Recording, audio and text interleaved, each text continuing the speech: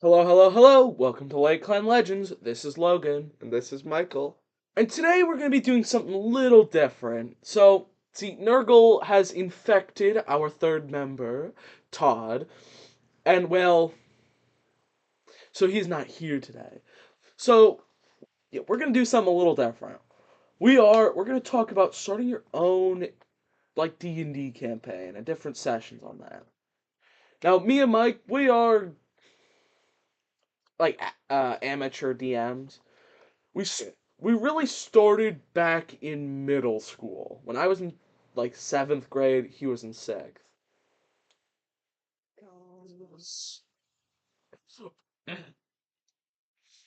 If you want to flip those numbers, that's for you Don't, to do. don't.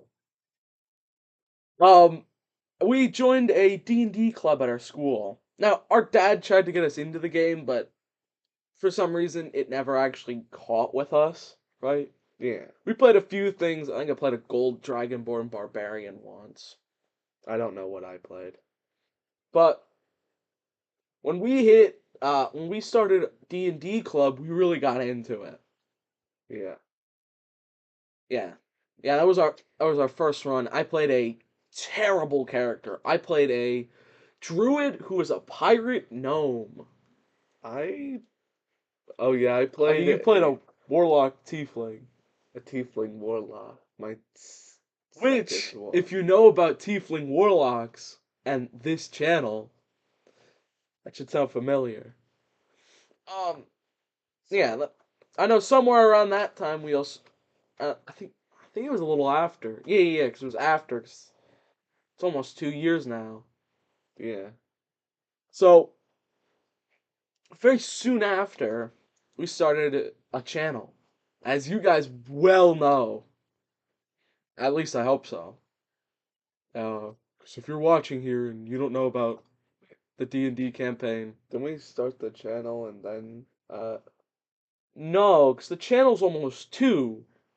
Yay, 2 year anniversary! 2 years. Not yet though. Yeah, that's in a It's in month. like a month. Yeah. Um, no one told you. Oh, yeah, so we started that right after. So I think it was, yeah, because it's almost 2 years, and yeah, 'cause now I'm in 10th, because I was in 7th, so yeah, we started about 3 years, I think. We started the club 3 years ago. Yeah, that sounds right. Now, we just played, but we definitely we learned how to build our characters and to really make our characters shine. At least I did. I took a lot to making my character shine. He definitely did. Um, Grork is a good example for that. the I think Grork only became good once I started DMing. Which about DMing, I actually started DMing because I wanted to, we were playing D&D and I'm like, I wrote my own encounters for like a example player to go through and do. I think I started off with like a trap that was like a pit of gold, like a thing of gold in the middle of like a well, My and the reason walls were slick or something. My reason for starting was because I wanted to see people enjoy what I my ideas and what I make. Yeah, and yeah, I started with um. Sorry, I lost my train of thought. Oh, yeah, I started with just coming up with examples and stuff. I was like, let me make this scenario, let me make that scenario. And then, well, it led to a campaign which actually started on this channel also. Yeah. Yeah, and then yeah, I went from a game club in my middle school and I got over to high school and I joined D&D club, which I actually DM there too. Except that was a hot mess and I was freshman and I am a freshman now.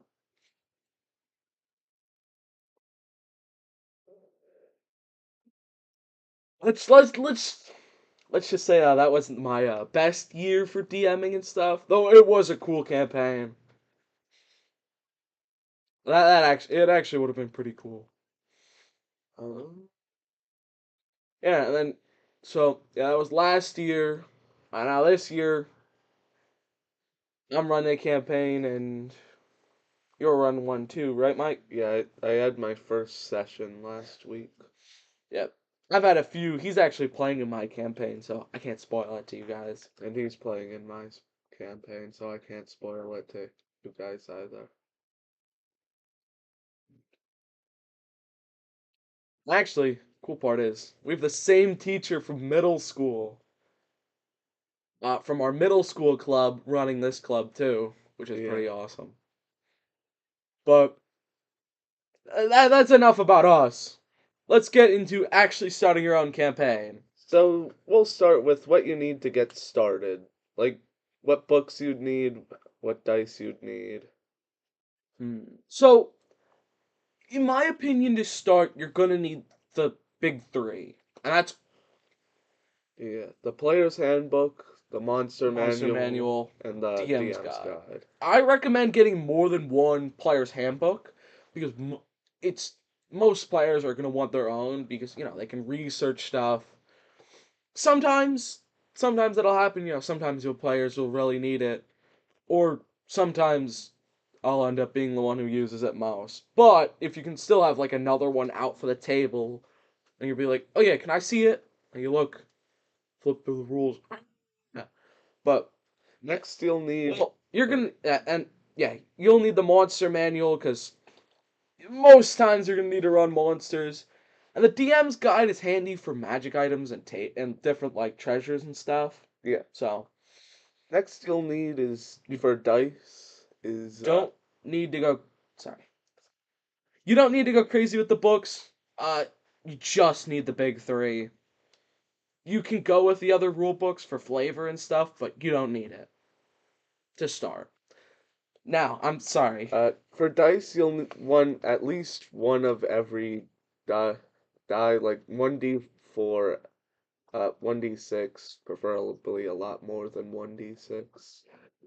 You're you're gonna want at so I recommend at least two of the full set. You should have at least two, but one is the bare minimum. You can use one. I like two because you can use advantage. You can cast spells without needing to re-roll advantage. Or 2d20s can help you with advantage, disadvantage. If, you ever, It's a nicer experience. if you're ever gonna become a level 5 evocation wizard, you might want 8d6. Yeah, you're gonna want 8d6. Good thing is, if you play Warhammer, you have a lot of d6s. Yeah, So, up next, you're gonna want a DM screen. I recommend getting one that's actually helpful. like one that gives rules for stuff and not space rules. Yes. Like the one that we have, Has a lot of DM rules in it. I can, I don't know the exact variety, but like a good screen like this. I mean, ours is like this. Yeah, you're gonna want your surprise to all the players. You're gonna want your, like rules and stuff, like conditions and I don't think the something like this. I mean, a lot have those kind of things. This one's cool because you can remove the different sheets and replace it with whatever you need. But you can. That's your that one. But you can. So what I'm looking for. Sorry. Uh, but yeah, you can use any. Oh, and make sure it's make sure it's one that's helpful to like your campaign. Like I've got the one that's mine is a Spelljammer one, and it's not the most helpful. you also need to make sure no one can peek over it easily. Well, I mean, your players shouldn't be peeking over it. I'm just gonna say it at that. They shouldn't. And you really can't make it easier on easy figure players to not peek over it. We'll get to the people that do. Uh, player sheets. You're gonna want each player to have character sheets. I like the new 2024 ones that have simplified it to a page on each side. Uh, just I mean you can easily find it off the internet and print it. Yeah. You can also use different programs like the actually actually don't know. I don't know any programs of that variety, but I know there's a lot of programs out there that can like help you fast build stuff. Like D&D Beyond. D&D Beyond, you might be you might be able to print a sheet off of that. Don't quote me. I don't know. I think I you can. see. I write all mine up. Um, I write mine too. I've rarely used D&D Beyond.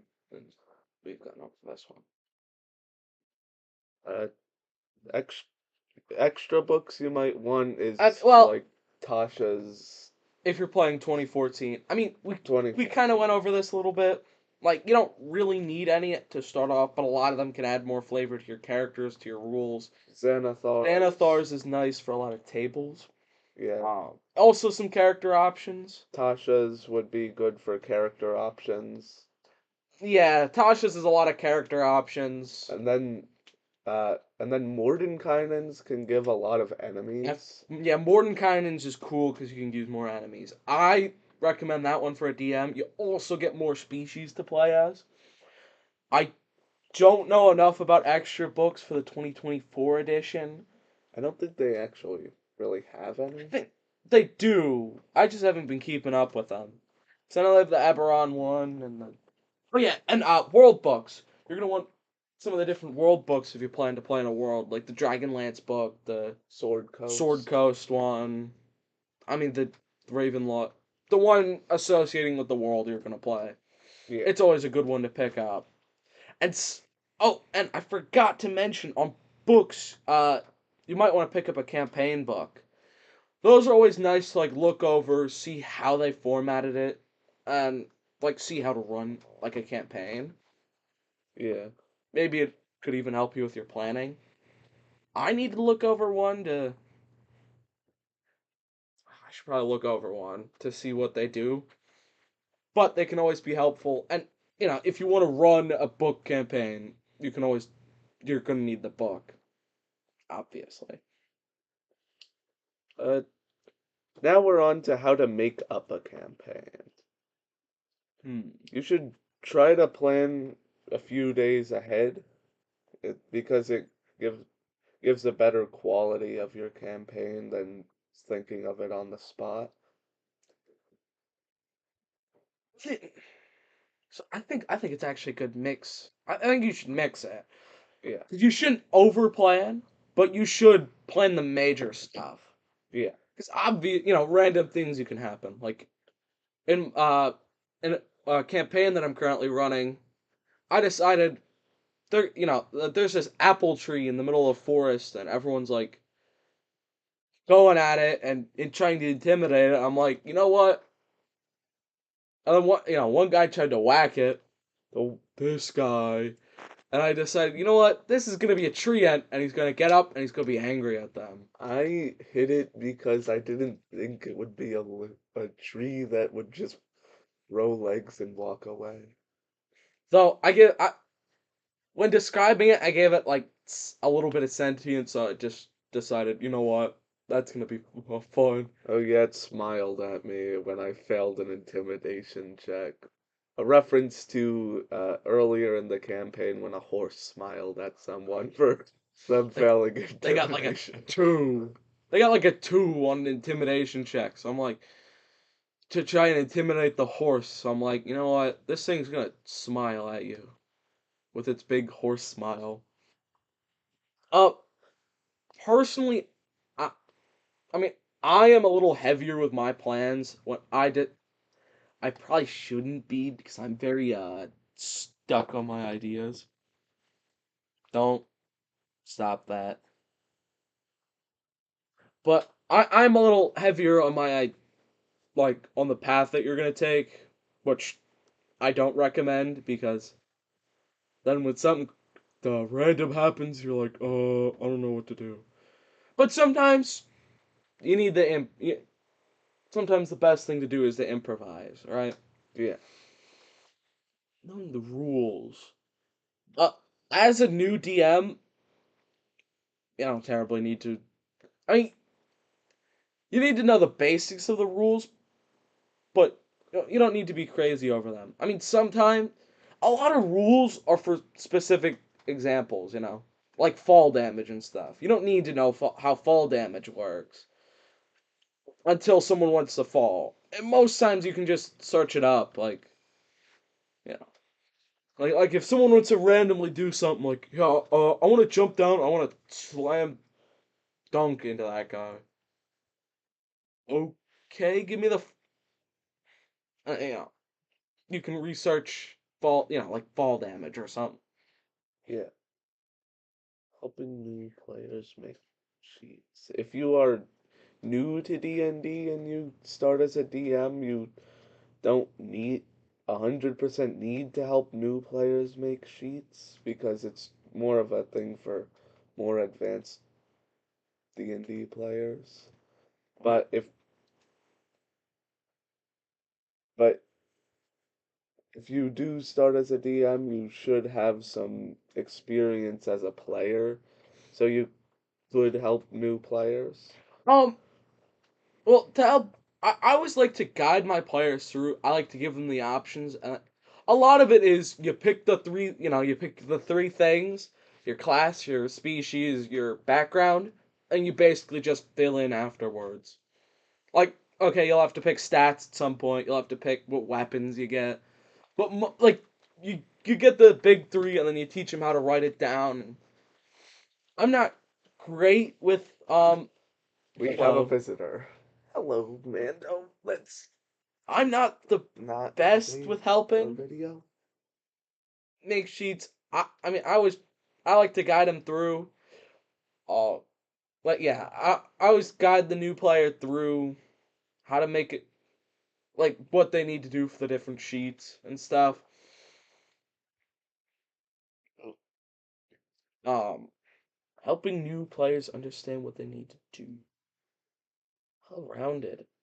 So most of the time, I like to let my players just pick what they want. So like if they want to be a wizard, they're a wizard.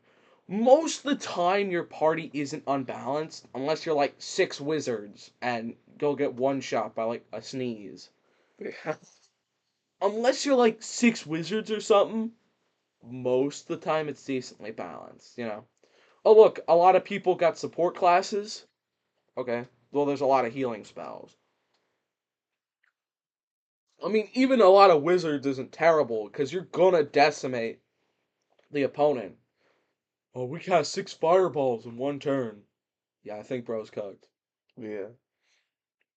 But A lot of wizards is good for damage, but not good for getting attacked by a dragon. that is very true.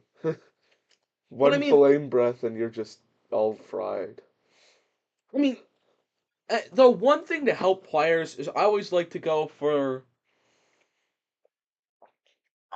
I like in the new player's handbook it has the four classes and then, like variants, which each provide the main role.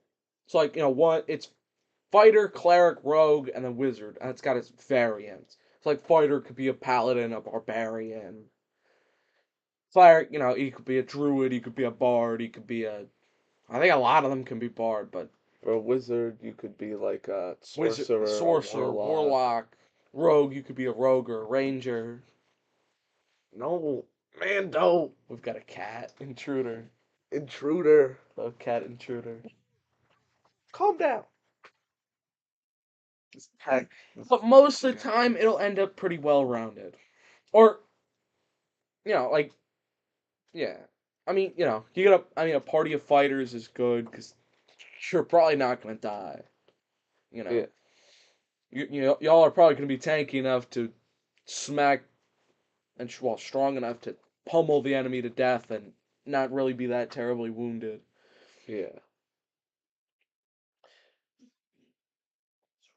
Planning. So to plan one of the hardest and most infamously one of the most infamous things about D&D is planning. Yeah. There's a lot of problems with planning. It is very difficult. But one of the things is you need a set time and a set date. Or you need a consistent schedule. Yeah. All the campaigns that I've had that worked had a consistent schedule. Yeah. Like the campaign on YouTube, it on It was this channel, every other Sunday. it was every other Sunday and it worked I because we always knew we were gonna play that day. some some our campaigns within a friend group were in is on Fridays at like 8 or 9. So now I actually want to go over about something like that. And one thing is you need to be consistent to your own schedule. You need to make sure everyone else is okay with the schedule. And you need to keep the schedule. Both the players and the DM. Because with those campaigns, as Michael mentioned, a lot of the times they fizzled out after like a session. It's because I didn't keep the schedule steady. Yeah. And the other thing is you need to pick a good time. What I most times I find that midday is the best because I mean it's the high point of the day. Now I know a lot of people are busy in the midday. Though nights can work, but one of the hard things I find for nights is there's a lot of extra goofing off, which sometimes works, but a lot of times people aren't focused, you know? Yeah.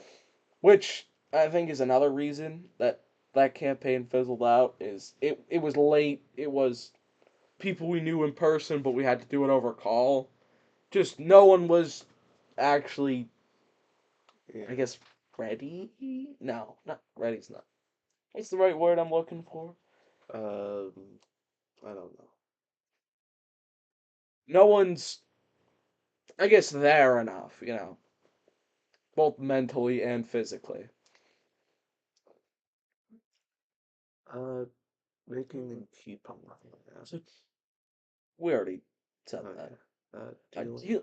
So with people who can't make it, so sometimes that can dictate if your session happens. Yeah. It doesn't always. If enough people can't make it, like I'd say like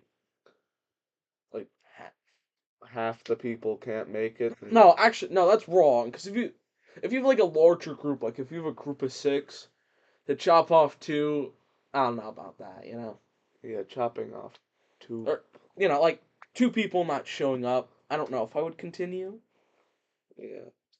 Just because you don't want everyone to miss out. I mean, and half, if it's half, I will. Sometimes it's okay, but I mean, especially if it's a more important session that you need everyone to be there, I wouldn't. I wouldn't continue. Sometimes like if it's a fun session, like like a session that means nothing. Okay, you can continue that. Like if you're gonna do like a little like the I don't know, like a shopping episode or something like that, like a that okay. Like bro one and bro two won't show up. Okay, we'll just do the shop. Oh look, we got the shopping episode. Speaking of the based on the amount of players, do not overwhelm yourself with the amount of players you have. It's it's very it can be very easy to do. The sweet spot is 4 players.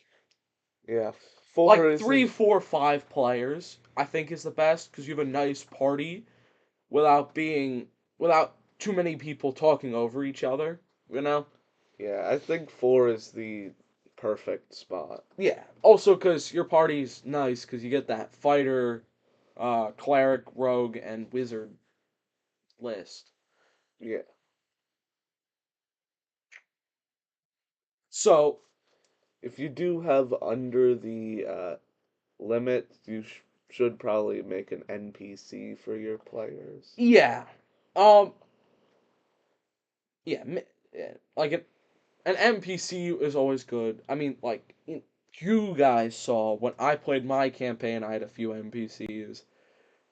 No, I had active NPCs, let's say, which, like the dwarf guy Was Bastion and Bastion. or Druid? He was a Druid, right? Yeah, he was a druid. Yeah, He cast Call Lightning like three he times. almost killed me with as a giant spider. That's I did not. I thought you had much more health than you actually did. But sometimes you'll need to make an NPC. You usually want to tune it to the party. So like if you got a fighter and a warlock, let's say, you could add a cleric in. You guys know exactly what I'm referencing. Yeah.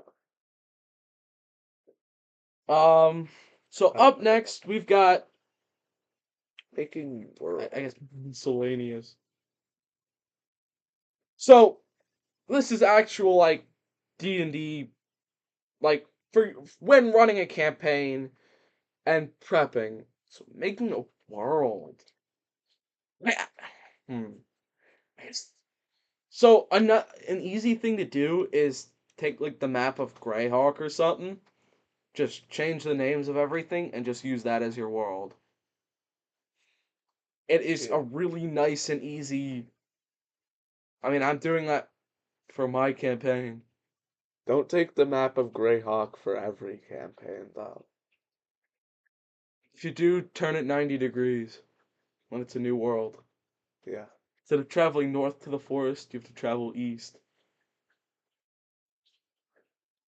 Oh, you can do other stuff like that. I haven't really made my own world because I haven't sat down enough to think about like different trades and stuff and what the different towns would be. I have ideas. Um, hmm. I have ideas for a world. I mean, you want to do a lot of world building. There's a lot of platforms to help you. I know like Incarnate can really help you make maps of the world and stuff. And there's a bunch of different programs to help you plan out your worlds and do all kind of stuff like that. Yeah. Worlds don't have to be an amazingly difficult task, but they can be if you want them to be. Yeah.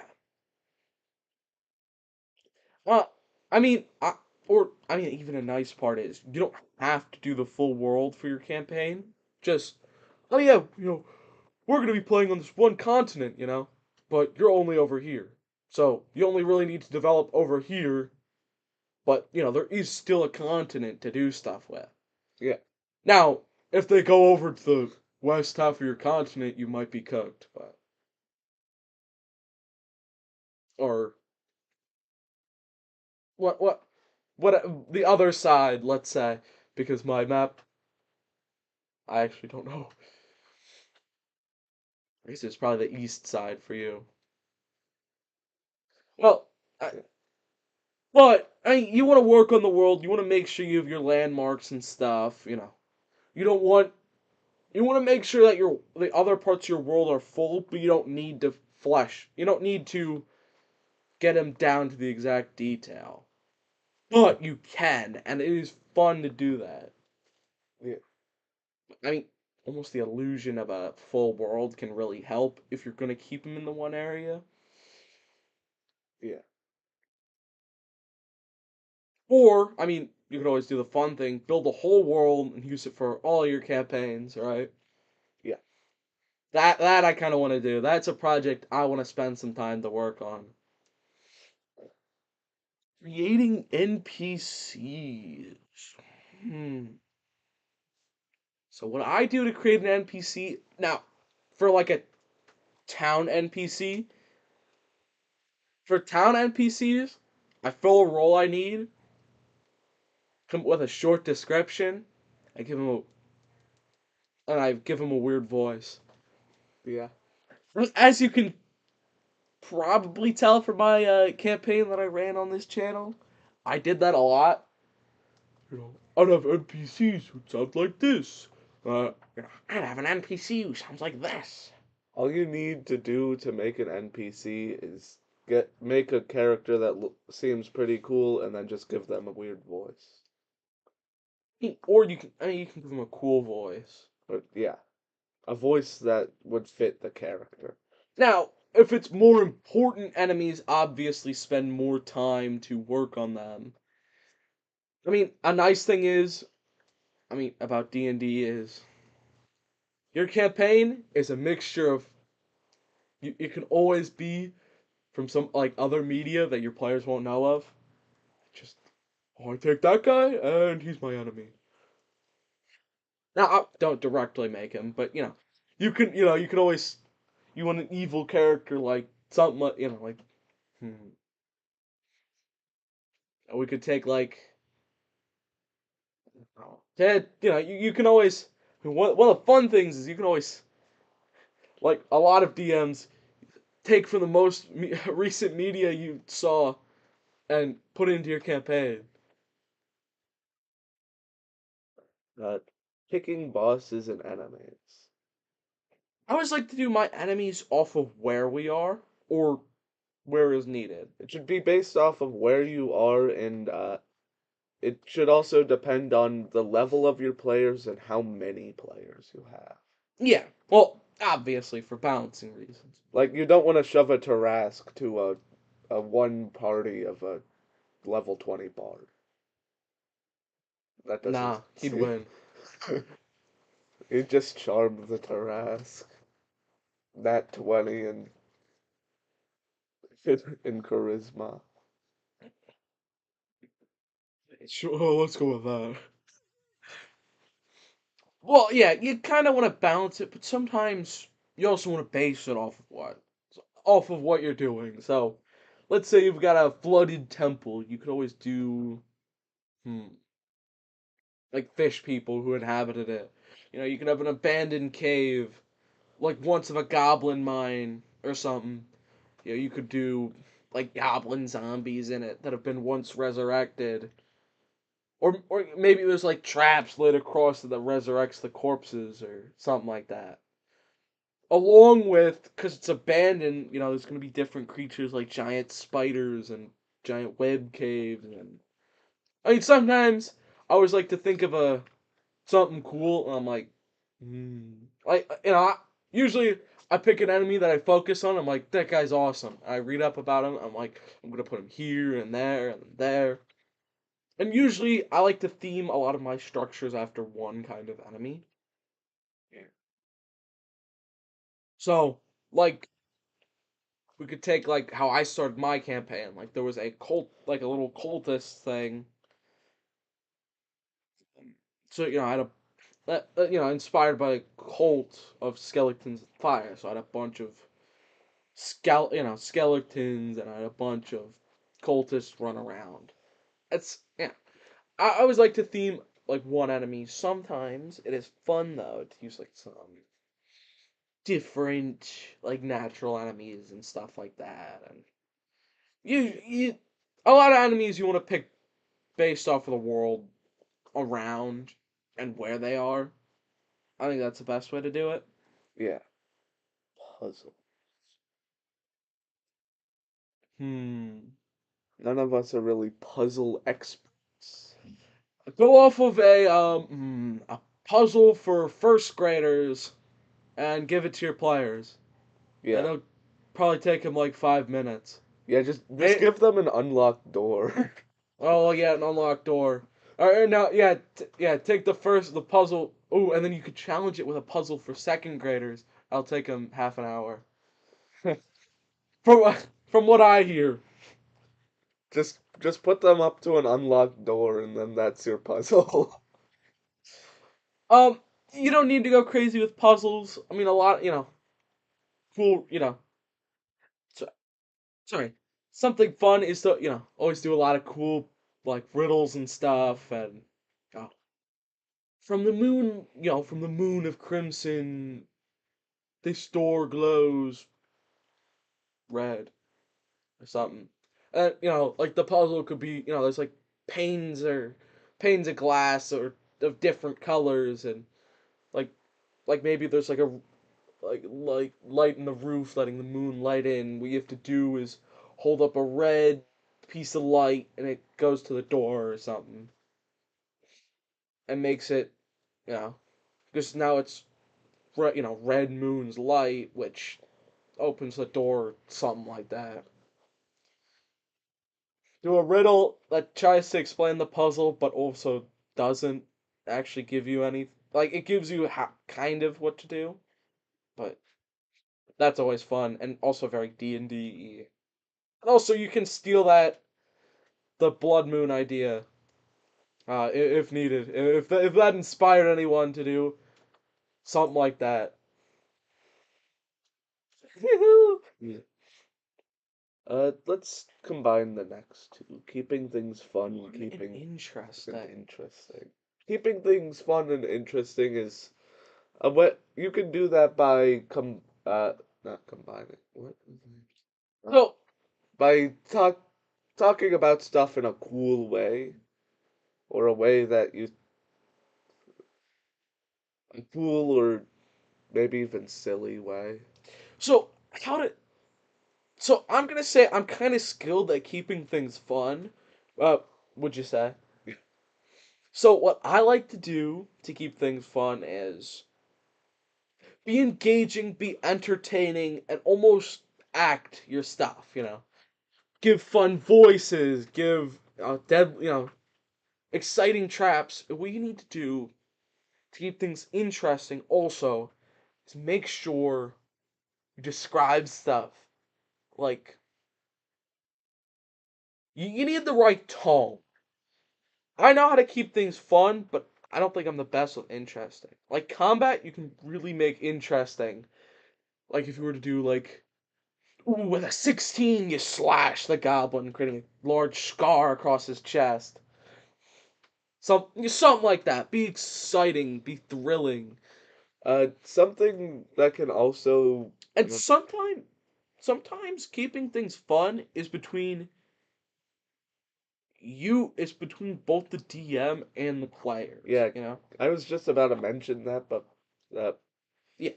I was about to say that players can play a huge role in keeping things fun as well. Grork. Orc. Yeah, Grork keeps a lot of like you need good players and you need an exciting DM to really have a ton of fun. You're also playing a gnome in my Well, campaign. yeah, I'm playing a gnome in his campaign and I'm really goofy. Yeah. Like I'm not like intentionally goofy, but I speak in a really high pitched voice. So, What class are you again?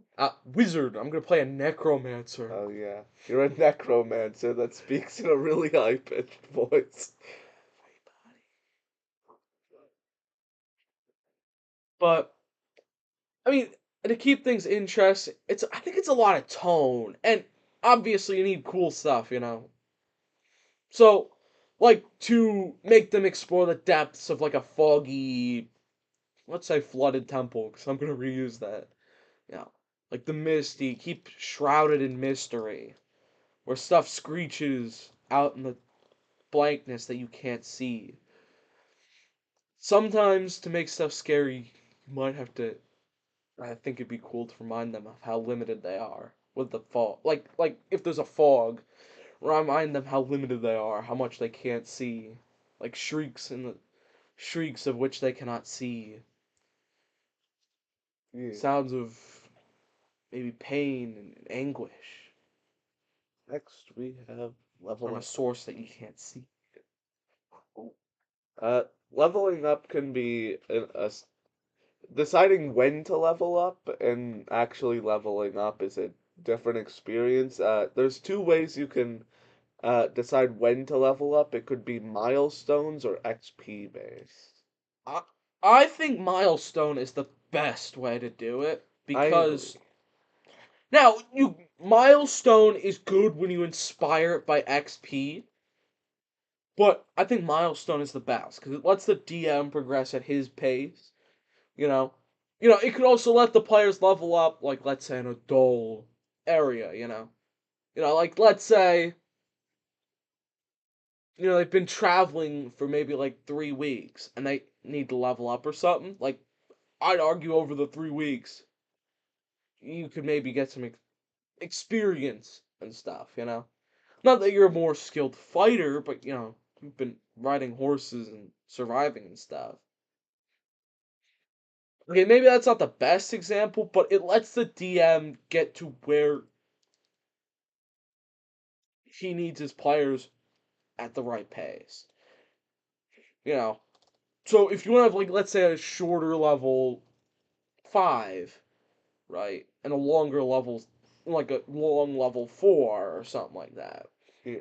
Because that's just what his story needs. It lets you do that.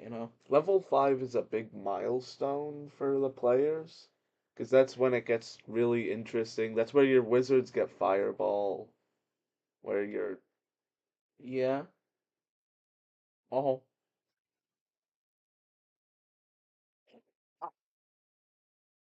Yeah. Oh yeah, and actually yeah, the milestones are important.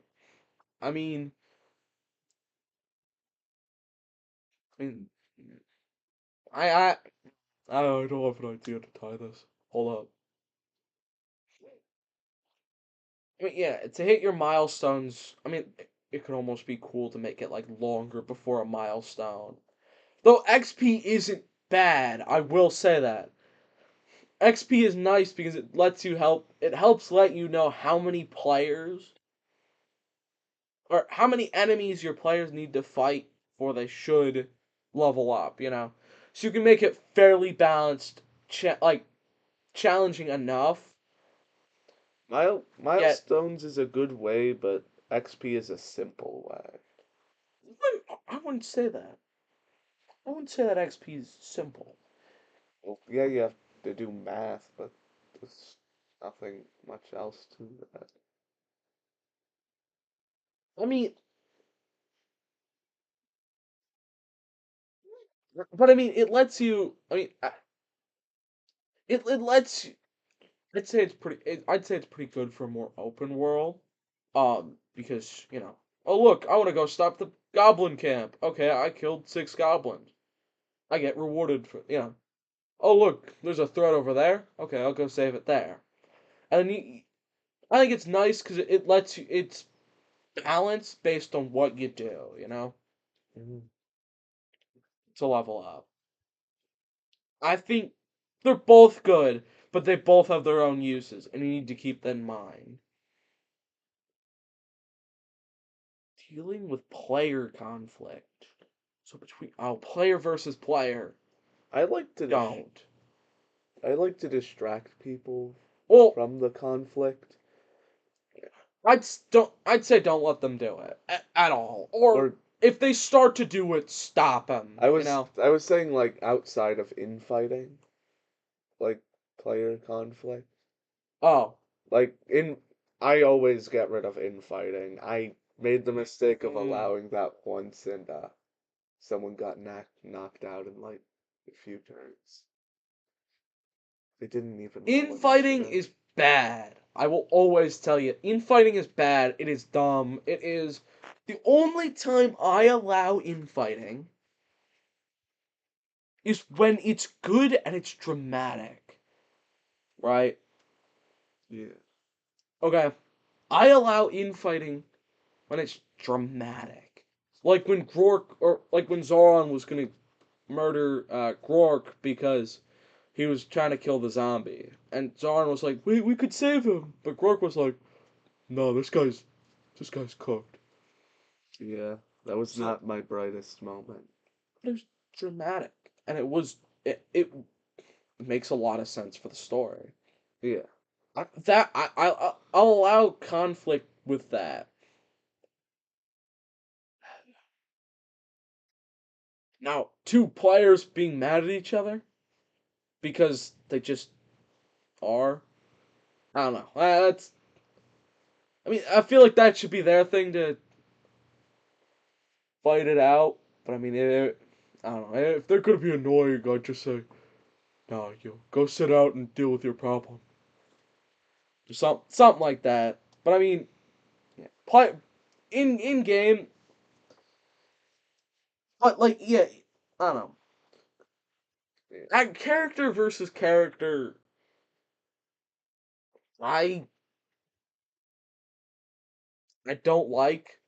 I think there's times when it makes sense in the story. Like if there's let's say a fighter and a barbarian, and they want to train. Now I wouldn't say they're infighting, but I would say like if they wanted to train with each other, I could argue that as, oh yeah, I'm gonna try and attack, because they're training or something like that.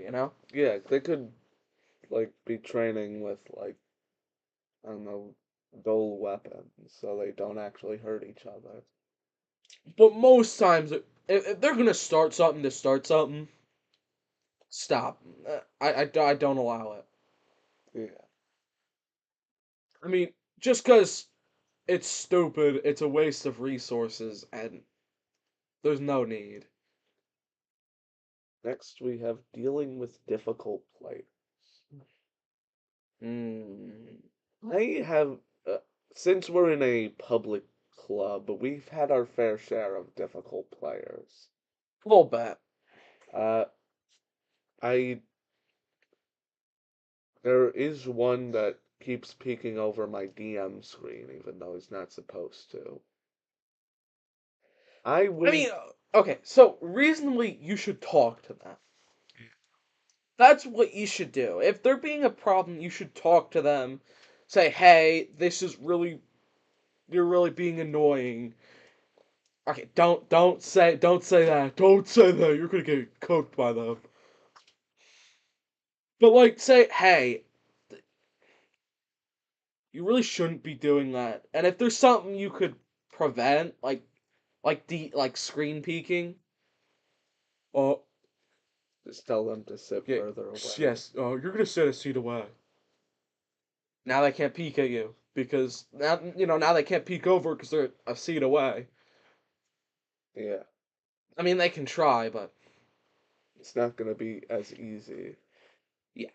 Uh, you should really talk to problem players. If they don't understand it, you might. I would. I would pressure them. Like, not like I would say, if you don't stop by and give them a deadline, be strict. If they're being a problem, be strict. Because if they break the rule that you established, then it's on them. But if you never established it, it's whoever. It's they can always make the excuse, "Oh, you never. Oh yeah, I'll try next time." There, if you give them a deadline, there is no next time. You know. Yeah. Uh, wait, I was gonna. Right. Oh, another thing I probably shouldn't do with difficult players, but I sometimes try to get back at difficult players. Mm, sorry. I shouldn't do that. I don't think eh, if it becomes a duel between player and DM, it's never gonna be good. I mean, sometimes it's good to go against the. Like sometimes you can make a fool out of the player if they're gonna be like that. Okay, you got yourself into a vault. Now there's a great evil that you can't handle after you. Let's say you try and sneak into a vault, well, not, or, like the Vault of the Thieves Guild, right?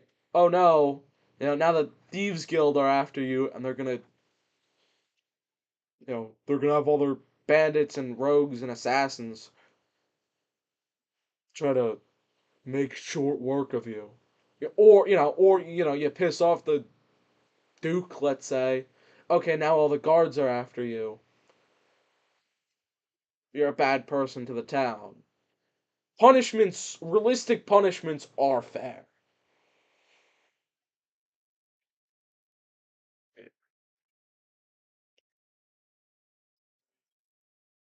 So, Uh, what to do if you mess up as a DM and have how to fix it? hmm, That's a good one.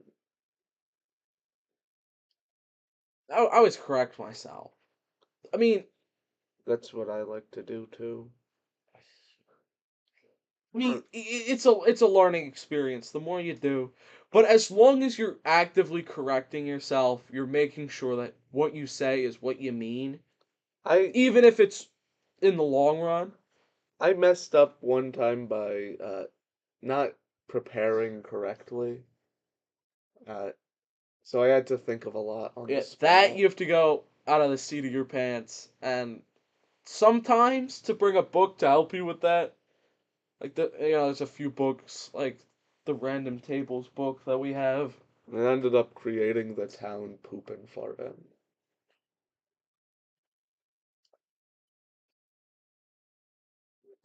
Sure, yeah, he did. Dealing with a player leaving the group. So, that depends. One of the few things I now I haven't really done this with a player, but a lot of the times, them let's say meeting I'd talk to the player, see how they want to do it. If they just suddenly leave, like that's your decision. I think some of the best ways are they just leave to go back to their order. Like let's say a monk is like there was a monk player, he left, okay, he's gonna go back to his monastery and train or whatever. A druid, uh-oh, my druids need me. Toodles. There was the start of your campaign where four people needed to leave, so they just fell off the cart. Yeah. You need to think at it on the spot a little bit. I mean, if you can't talk to the players on how they would like their character to leave, then you get to make it up on your own. Like, let's say maybe, like maybe you're in combat. Uh-oh, that guy. Like let's say you ended the session in combat and he leaves or something, or they leave. Okay, like maybe they got hit with a trap or something, or they got killed. Like let's say the dude they were fighting killed them, and you couldn't do anything about it. it I don't. I'd always talk to the player, but most of the time they can just leave or just retcon them and make sure they never existed.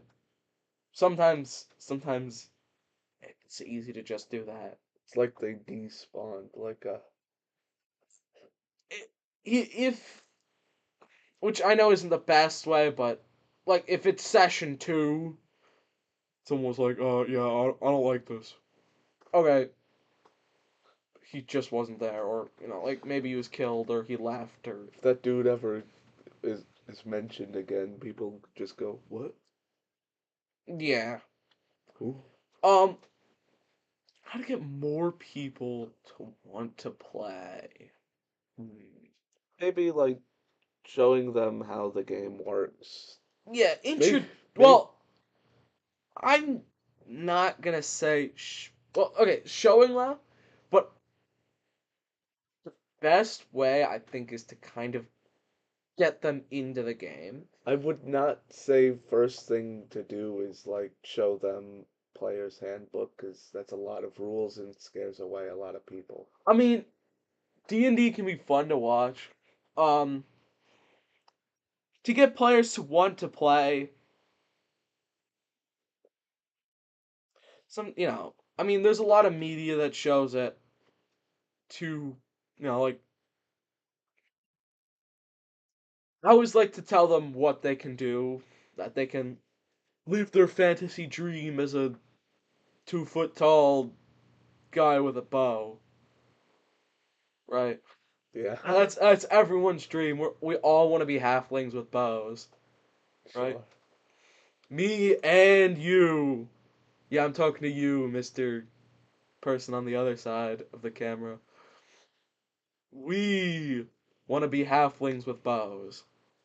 All three of us. Yeah, all three of us.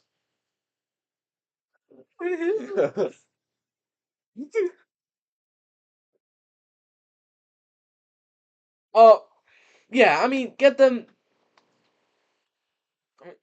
I like to show a lot of stuff. You know, like show them what it is, tell them what it's about, tell them, oh yeah, you can play as this, and don't overwhelm them. Too much stuff, they're gonna be like, what? And it might scare them away. You want to be simple. You want to be.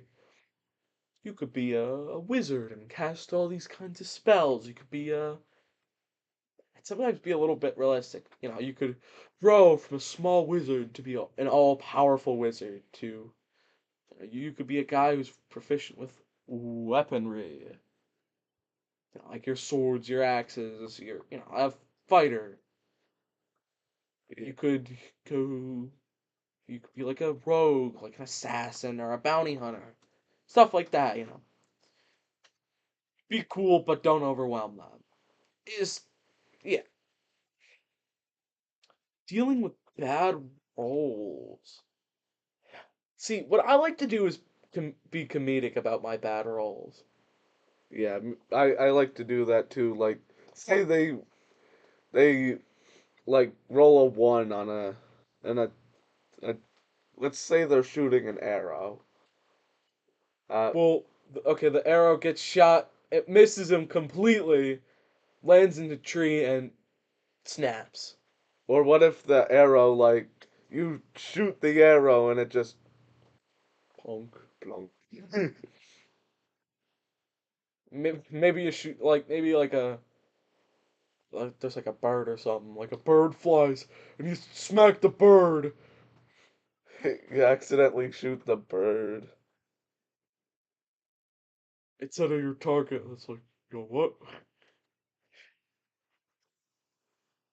I don't know. I like to do bad rolls goofy though. If the bad roll is needed for something important, I was. Oh, you got a 12? Okay, the DC definitely wasn't 14 and was actually 11, right? Yeah. You know. Oh, look, you need to find the secret MacGuffin. Finish the quest. Oh, I got a 12 and the other guy's got an 8 and a 2. With Okay, it's an advantage. 11. Well, yeah, with advantage half the time. Uh-oh. Okay, so the DC is 11 and you guys pass.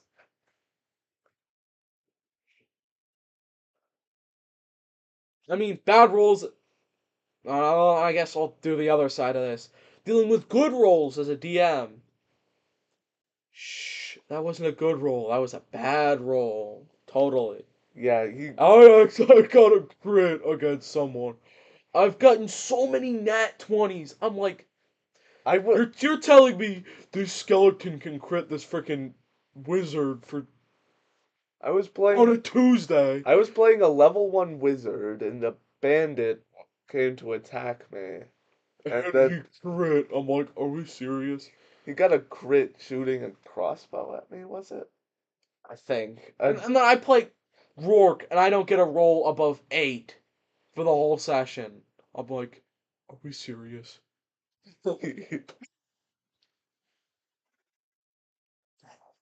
benefits of playing D&D.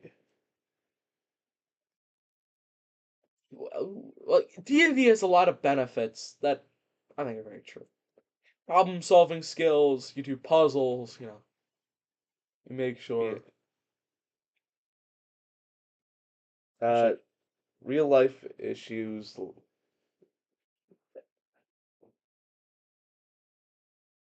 I mean, sometimes you can get closer with people because you play cool fantasy characters. Yeah. Oh look, I'm Big Meaty Dave, the goblin. Well, you big meaty Bill, the Dragonborn. Why does he have such a high pitched voice? Oh, and speaking of NPCs, that is what you do to make an NPC. Exactly that. You make stuff off. Going back to speaking about NPCs, that is how you make an NPC. Give him a weird voice, come up with a whole bunch of stuff, and you got a guy. Yeah, It's exactly that. like big meaty Bill. Big meanie. No, it's meanie Bill. Meanie? Yeah, big meanie. Oh, meanie. I don't know. I do not want to know about no big meaty Bill. And let's not call him William. That's gonna be even weirder. But like, you play your fantasy characters, you learn, sometimes you get closer with people. I mean, I've made a lot of friends because of D&D. Yeah. You know, we do fun stuff and we're like, hey, this guy's cool. And you talk, you learn more. It's very fun. Now, the real life,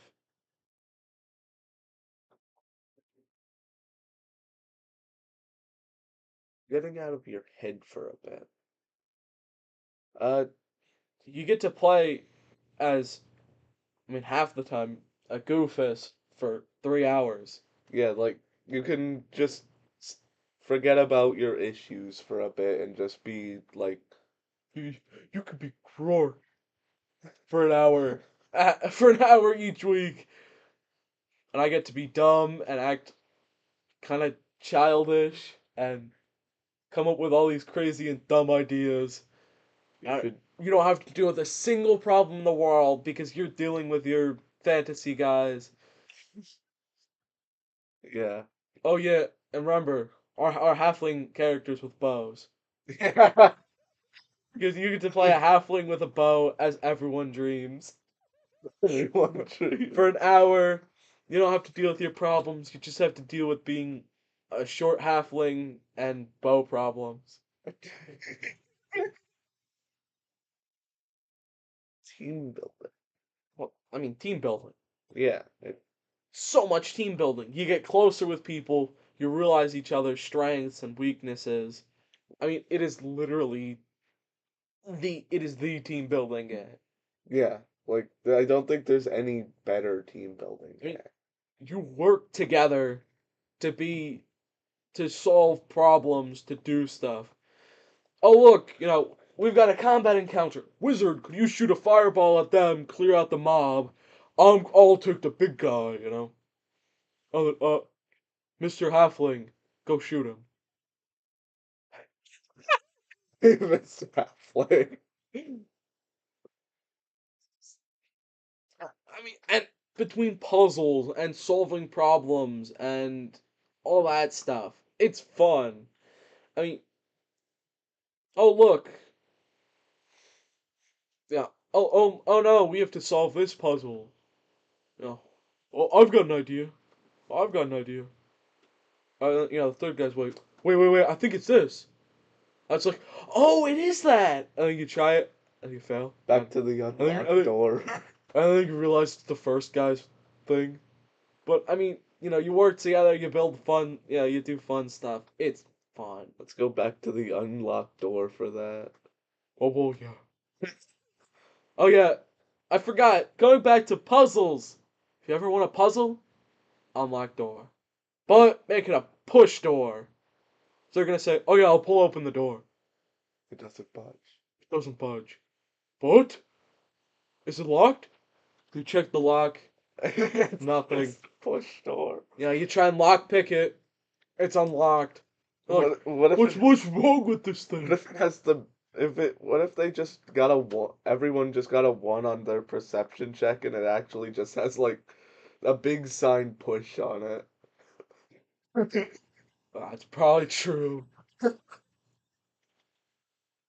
Big push sign on the door. You see, maybe if there's a riddle, you find nothing. Some guy's like, wait, I'm gonna push the door.